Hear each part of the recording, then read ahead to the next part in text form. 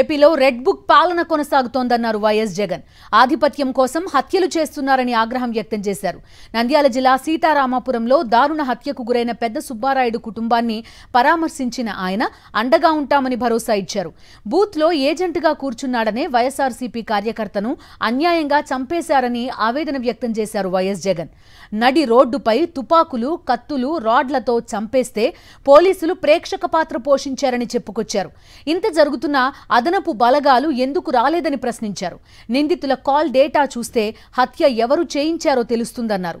చంద్రబాబు, లోకేష్లను కూడా ముద్దాయిలుగా చేర్చాలన్నారు YS Jagan.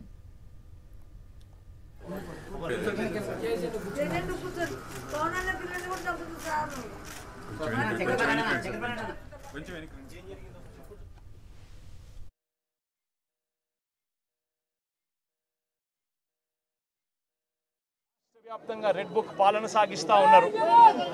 Red book పాలనలో చంద్రబాబు నాయుడు ఆయన కొడుకు రాష్ట్రంలో రెడ్ బుక్ పాలన వాళ్ళు తెరిచి కక్ష సాధింపు చర్యలు వాళ్ళు చేస్తూ ఉంటే అక్కడి నుంచి మొదలైతే నియోజకవర్గ స్థాయిలో ఎమ్మెల్యేలు, మండల స్థాయిలో మండల నాయకులు, గ్రామ స్థాయిలో గ్రామ నాయకులు వీళ్ళందరూ కూడా రెడ్ బుక్లు వాళ్ళు తెరిచేసి వాళ్ళు ఊర్లలో ఆధిపత్యం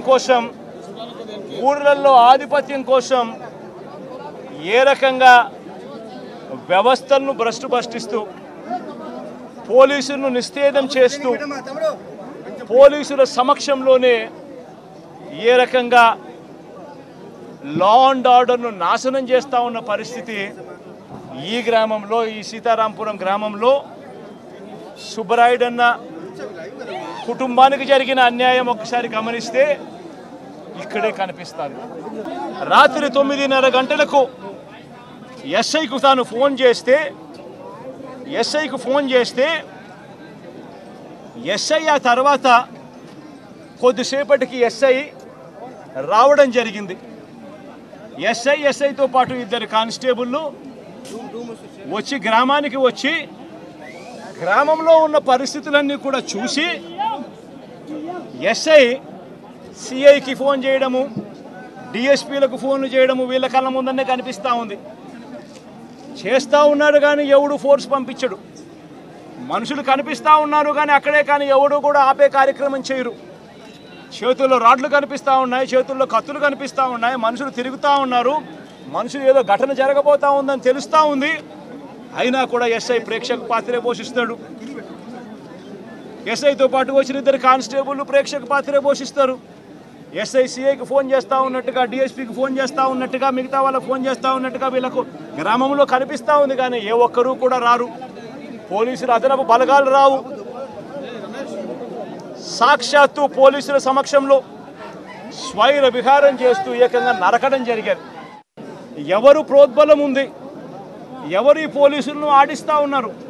ఏకంగా ఎస్పీ, ఏకంగా సిఐ, ఏకంగా డిఎస్పీలు ఏ ఒక్కరూ కూడా అడిషనల్ ఫోర్స్ను పంపించుకోకుండా చంపేసిన వాళ్ళు ఊర్లు కూడా విడిచిపెట్టి వెళ్ళిపోయే పరిస్థితి క్రియేట్ చేసి అప్పటికి కూడా ఫోర్స్ రాకోకుండా కూడా వీళ్ళు ఆపగలిగినారు అని అంటే ఏ స్థాయిలో కుట్ర జరుగుతూ ఉంది అన్నది, ఏ స్థాయిలో రాజకీయ నాయకులు, పోలీసులు ఏ స్థాయిలో వీళ్ళందరూ కూడా కూడబలుక్కొని భయానక వాతావరణం క్రియేట్ చేస్తూ ఉన్నారు అని చెప్పడానికి ఇదొక నిదర్శనం కాదా అని అడుగుతా ఉన్నా. సుబ్బరాయుడును చంపిన వాళ్ళు అదే శ్రీనివాస్ అనే వ్యక్తి, వీళ్ళు వాళ్ళ కాల్ రికార్డ్స్ చూస్తే వాళ్ళు బుడ్డ రాజశేఖర రెడ్డికి ఫోన్ చేసిండరా, వాళ్ళ ఆ తర్వాత చేసిన వాళ్ళకు ఫోన్ చేసిండరా? ఆ కాల్ రికార్డ్స్ చూస్తే సరిపోదా? తెలీదా? వాళ్ళు మర్డర్ జరగకముందు, మర్డర్ జరిగిన తర్వాత ఎవరికి ఫోన్ చేశారని చెప్పి వాళ్ళని చూసుకొని అది తీసుకొని వచ్చి వాళ్ళ మొక్కలు పెట్టలేరా? ఎందుకు పెట్టలేకపోతా ఉన్నారు? ఎందుకు ఆ కేసును వాళ్ళ దాకా పోనీకోకుండా ఆపుతున్నారు? ఇదే విషయం వినుకొండలో కూడా జరిగింది. ఇదే విషయం ప్రతి చోట కూడా ఇదే మాదిరిగానే జరుగుతూ ఉంది. రాష్ట్రంలో పూర్తిగా లా అండ్ ఆర్డర్ క్షీణించిపోయిన పరిస్థితి. గట్టిగా దీనికి సంబంధించి హైకోర్టు, అవసరమైతే సుప్రీంకోర్టు దాకా కూడా తీసుకొని పోయే కార్యక్రమం చేస్తాం.